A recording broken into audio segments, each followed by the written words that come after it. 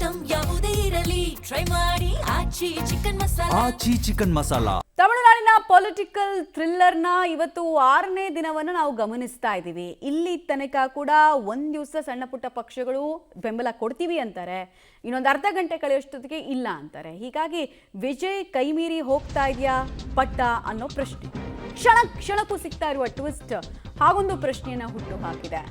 ಕೊನೆಯ ಕ್ಷಣದಲ್ಲಿ Vijay ದಳಪತಿಗೆ big shock ಕೊಡೋದಕ್ಕೆ ಮುಂದಾಗ್ತಾ ಇದ್ದಾರೆ ಸಣ್ಣ ಪುಟ್ಟ ಪಕ್ಷಗಳು ಅಂತ. ಟಿವಿಕೆ ವಿಜಯ್ ಪಕ್ಷಕ್ಕೆ ಬಹುಮತದ ಕೊರತೆ ಇದೆ, ಮೆಜಾರಿಟಿ ಕ್ರಾಸ್ ಮಾಡೋಕ್ಕೂ ಆಗ್ತಾ ಇಲ್ಲ, ಟಚ್ ಮಾಡೋದಕ್ಕೂ ಆಗ್ತಾ ಇಲ್ಲ. ಟಿವಿಕೆ ಬಳಿ ಅವರ ಪಕ್ಷದ ಶಾಸಕರು ಸೇರಿ ಕಾಂಗ್ರೆಸ್, ಸಿಪಿಐ, ಸಿಪಿಎಂ ಇಷ್ಟೂ ಜನರನ್ನು ಸೇರಿಸಿದ್ರು ಕೂಡ ಬಹುಮತವನ್ನು ರೀಚ್ ಆಗೋದಕ್ಕಾಗ್ತಾ ಇಲ್ಲ. ಹೀಗಾಗಿ ಇಲ್ಲಿ ತನಕ ಗ್ರೀನ್ ಸಿಗ್ನಲ್ ಜನನಾಯಕನ್ ಪದಗ್ರಹಣಕ್ಕೆ ಸಿಕ್ಕಿಲ್ಲ ಅನ್ನೋದು ತಿಳಿದು ಬರ್ತಾ ಇದೆ.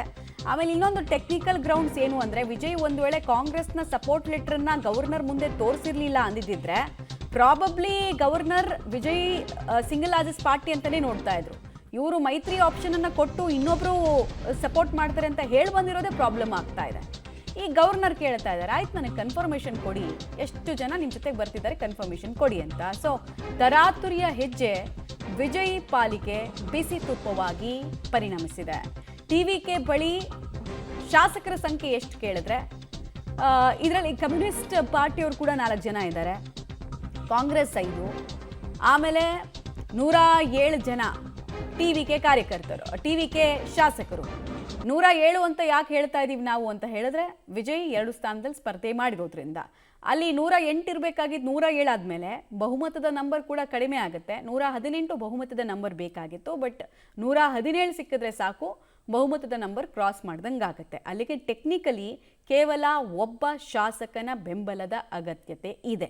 ಒಂದೇ ಒಂದು ಸೀಟ್ನ ಕೊರತೆ ಕಾರಣಕ್ಕೋಸ್ಕರ ಕೂಡ ಸರ್ಕಾರಗಳು ಕೇಂದ್ರದಲ್ಲೇ ಬಿದ್ದು ಹೋಗಿರೋದನ್ನು ನಾವು ನೋಡಿದ್ದೀವಿ ವಾಜಪೇಯಿ ಅವರ ಕಾಲದಲ್ಲಿ. ಈಗ ಸರ್ಕಾರ ರಚನೆ ಮಾಡೋಕ್ಕೂ ಮುಂಚೆನೆ ಈ ಮೈತ್ರಿ ಗಡಗಡ ಅಂತ ನಡುಗೋದಕ್ಕೆ ಸ್ಟಾರ್ಟ್ ಮಾಡಿದೆ. ಡೀಟೇಲ್ಸ್ ಕೊಡ್ತಾರೆ ಮಸೂದ್. ಈ ಸಣ್ಣ ಪುಟ್ಟ ಪಕ್ಷಗಳೇ ವಿಜಯ್ಗೆ ದೊಡ್ಡ ತಲೆನೋವನ್ನು ಕೊಡ್ತಾ ಇದೆ. ಇವತ್ತು ಟಿವಿಕೆ ಜೊತೆಗೆ ಪೊಸಿಷನಲ್ ಕಾಣಿಸೋರು ಇನ್ನೊಂದು ಅರ್ಧ ಗಂಟೆ ಬಿಟ್ಟು ನೋಡಿದ್ರೆ ಟಿವಿಕೆ ವಿರುದ್ಧವಾಗಿ ಪೊಸಿಷನಲ್ ಕಾಣಿಸ್ತಾರೆ. ಸೊ ಇಲ್ಲಿ ಎಕ್ಸ್ಟರ್ನಲ್ ಇನ್ಫ್ಲೂಯೆನ್ಸ್ ಆಟ ಆಡ್ತಾ ಇದೆಯಾ? ಇವತ್ತಿನ ಡೆವಲಪ್ಮೆಂಟ್ ಏನು ಎಕ್ಸ್ಪೆಕ್ಟ್ ಮಾಡ್ಬೋದು ನಾವು ಅಂತ? ಖಂಡಿತವಾಗಿಯೂ ಕೂಡ ಟಿವಿಕೆ ಮುಖ್ಯಸ್ಥ ವಿಜಯ್ ಅವ್ರ ಜೊತೆ ಸ್ಥಳೀಯ ಪ್ರಾದೇಶಿಕ ಪಕ್ಷಗಳು ಏನಿದಾವೆ ಒಂದು ರೀತಿಯಲ್ಲಿ ಹಾವು ಏಣಿ ಆಟ ಆಡ್ತಾ ಇದ್ದಾವೆ. ಒಂದ್ಸಲ ಬೆಂಬಲ ಕೊಡ್ತೇವೆ, ಒಂದ್ಸಲ ಬೆಂಬಲ ಕೊಡೋದಿಲ್ಲ, ನಾವು ನಿಮ್ಗೆ ಸಪೋರ್ಟ್ ಮಾಡಿದ್ದೇವೆ, ಇವೆಲ್ಲ ಹೇಳಿಕೆಗಳು ಒಂದು ರೀತಿಯಲ್ಲಿ ಗೊಂದಲ ಹುಟ್ಟಿಸಿರುವಂಥದ್ದು. ವಿಜಯ್ ಅವರು ನಿಜವಾಗಿಯೂ ಕೂಡ ಸಿಎಂ ಆಗ್ತಾರಾ, ಅಧಿಕಾರ ರಚನೆ ಮಾಡ್ತಾರಾ ಅನ್ನುವಂಥದ್ದು ಇನ್ನೂ ಕೂಡ ತೂಗು ಯಾಲೆಯಲ್ಲಿ ಸಿಗಾಕೊಂಡಿದೆ. ಇವತ್ತು ವಿಸಿಕೆ ಅವರು ತೀರ್ಮಾನ ಮಾಡಿ ಬೆಂಬಲ ಘೋಷಣೆ ಮಾಡ್ತಾರ ಮಾಡಲ್ವ ಅನ್ನುವಂಥ ಒಂದು ಕಡೆ ಕುತೂಹಲ, ಇನ್ನೊಂದು ಕಡೆ ವಿಜಯ್ ಅವರು ಇದರ ಹೊರತಾಗಿಯೂ ಕೂಡ ಬೇರೆ ಬೇರೆ ಕಡೆ ಕಸರತ್ತನ್ನ ಮಾಡ್ತಿದ್ದಾರೆ ಅನ್ನುವಂಥ ಮಾಹಿತಿ ಕೂಡ ಬಂದಿರುವಂಥದ್ದು. ಈಗ IUML ಅವರು ಸ್ಪಷ್ಟವಾಗಿ ಹೇಳ್ಬಿಟ್ರು, ತಾಂತ್ರಿಕ ಕಾರಣ ಇದೆ ಅವ್ರಿಗೆ, ಯಾಕೆಂದ್ರೆ DMK ಚಿಹ್ನೆಯಿಂದ ಅವರು ಗೆದ್ದಿರುವಂತಹ ಕಾರಣಕ್ಕಾಗಿ ಅವರು ವಿಜಯ್ಗೆ ಸಪೋರ್ಟ್ ಕೊಡ್ಲಿಕ್ಕೆ ಆಗಲ್ಲ, ತಾಂತ್ರಿಕ ಕಾರಣ. ಆ ಹಿನ್ನೆಲೆಯಲ್ಲಿ IUML ಇದರಿಂದ ಅಂತರ ಕಾಯ್ದುಕೊಂಡಿದೆ. ನಿನ್ನೆ ಅವರ ಮುಖಂಡರು ಕೂಡ ಹೇಳಿಕೆ ಕೊಟ್ಟಿದ್ದಾರೆ. ಆದ್ರೆ DMDK ಒಬ್ರು ವಿಜಯಕಾಂತ್ ಅವರೊಬ್ರು ಅವ್ರ ಮಿಸೆಸ್ ಗೆದ್ದಿರುವಂಥದ್ದು. ಆದ್ರೆ ಅವ್ರಿಗೂ ವಿಜಯ್ ಅವ್ರಿಗೂ ಒಂದು ರೀತಿಯಲ್ಲಿ ವೈಷಮ್ಯ ಇದೆ. ಆ ಹಿನ್ನೆಲೆಯಲ್ಲಿ ಅವರು ಕೂಡ ಬೆಂಬಲ ಕೊಡಲ್ಲ ಅನ್ನುವಂತಹ ಚರ್ಚೆಗಳು ನಡೀತಾ ಇದ್ದಾವೆ. ಇನ್ನು ಉಳಿದಿರುವಂಥದ್ದು ವಿಸಿಕೆ ಮಾತ್ರ. ವಿಸಿಕೆ ಇಷ್ಟರ ಮಟ್ಟಿಗೆ ರಾಜಕೀಯ ನಾಟಕ ಆಡುತ್ತೆ ಅಂತ ಇಲ್ಲಿನವರೇ ಆಶ್ಚರ್ಯ ಪಡ್ತಾ ಇದ್ದಾರೆ. ಒಂದು DCM ಸ್ಥಾನ ಕೇಳ್ತಾ ಇದೆ, ಒಂದು ಸಚಿವ ಸ್ಥಾನ ಕೇಳ್ತಾ ಇದೆ, ಜೊತೆಗೆ ವಿಜಯ್ ಅವರ 2ನೇ ಕ್ಷೇತ್ರ ತೆರವು ಮಾಡಿ ನನ್ ಕೊಡಬೇಕು ಅನ್ನುವಂತಹ ಷರತ್ತನ್ನ ಅವರ ನಾಯಕ ಕೇಳ್ತಾ ಇದ್ದಾರೆ. ಇದು ಯಾಕೋ ಓವರ್ ಆಯ್ತು ಅನ್ನುವಂತಹ ಚರ್ಚೆಗಳು ಇಲ್ಲಿ ರಾಜಕೀಯ ಪಡಸಾಲೆಯಲ್ಲಿ ನಡೀತಾ ಇದ್ದಾವೆ. ಆದ್ರೂ ಕೂಡ ಬಹಳ ತಾಳ್ಮೆಯಿಂದ ಅಧಿಕಾರ ರಚನೆ ಮಾಡ್ಬೇಕನ್ನುವಂಥ ಕಾರಣಕ್ಕಾಗಿ ವಿಜಯ್ ಅವರು ಅವ್ರ ಜೊತೆ ನಿನ್ನೆ ತಡರಾತ್ರಿವರೆಗೂ ಕೂಡ ವಿಸಿಕೆ ನಾಯಕರ ಜೊತೆ ಮಾತುಕತೆ ಮಾಡಿದ್ರು.